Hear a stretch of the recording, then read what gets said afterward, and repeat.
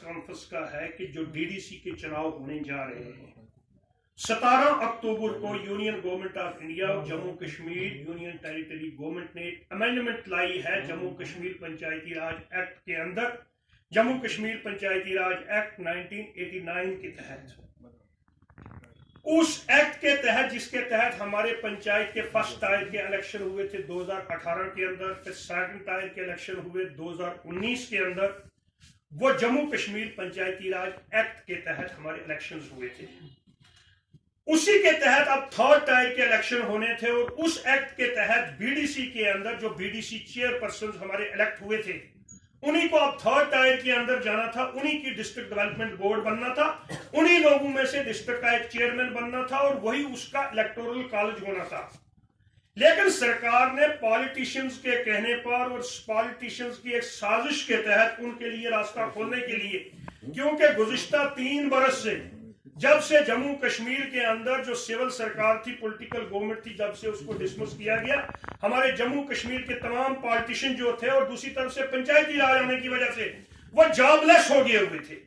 اب ان کے سامنے اس وقت کوئی اسمبلی الیکشن ہونے والا نہیں تھا، کوئی دوسرے جن انسٹیٹیوشنز کو وہ آج تک انجوائے کرتے رہے 60 سال سے 70 سال سے، ان انسٹیٹیوشنز کا ابھی بننے کی کوئی دور دور تک کوئی سمبھاونا نہیں تھی، اور انہوں نے ایک سازش کر کے جموں کشمیر پنچایتی راج ایکٹ کے اندر ترمیم کروائی 17 اکتوبر کو، تاکہ پالیٹیشنز کو اس انسٹیٹیوشن کے تھرڈ ٹائر کے اندر گھسیڑا جائے۔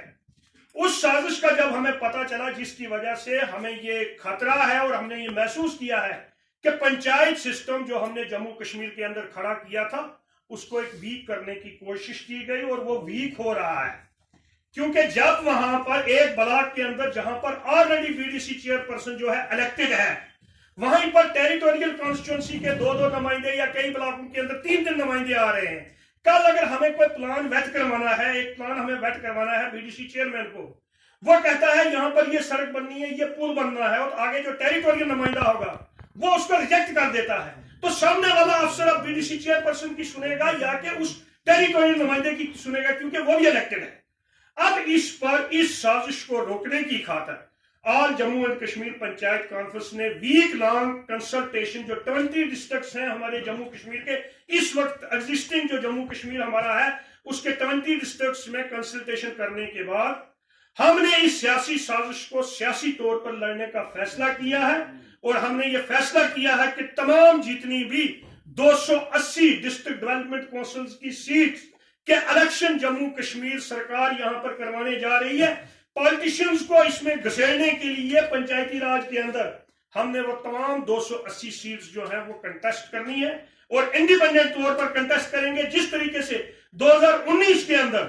جب یہ الیکشن یہاں پر ہوا تھا، موسٹلی پولیٹیکل پارٹیز نے بائیکاٹ کیا تھا، یہ الیکشن انڈیپینڈنٹس اور بی جے پی کے درمیان ہو کے رہ گیا تھا۔ آج بھی ایسی سازش کی جا رہی ہے، تو ہم یہ کہنا چاہتے ہیں کہ اسی طریقے سے ہم شکست دیں گے، کیونکہ 2019 کے اندر جو بی ڈی سی کے چناؤ 310 سیٹوں پر جموں کشمیر میں ہوئے تھے، اس میں بی جے پی کے ہاتھ صرف 80 سیٹیں آئی تھی، اور اسی چیز کو محسوس کرتے ہوئے وہ بھی ایک پہلو ہے کہ کس طریقے سے اپنے لوگوں کو بیچ میں گھسیڑا جائے اور ڈی ڈی سی پر قبضہ کیا جائے۔ ان لوگوں نے بھی اس سازش کے اندر ایک اہم رول ادا کیا، اور ہم نے یہ فیصلہ کیا کہ پورے جموں کشمیر کے اندر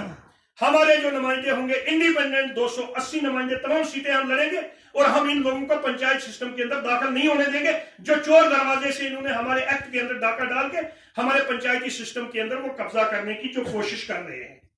اور اس حوالے سے ہم نے پریس نوٹس جو ہم سب کو ڈسٹریبیوٹ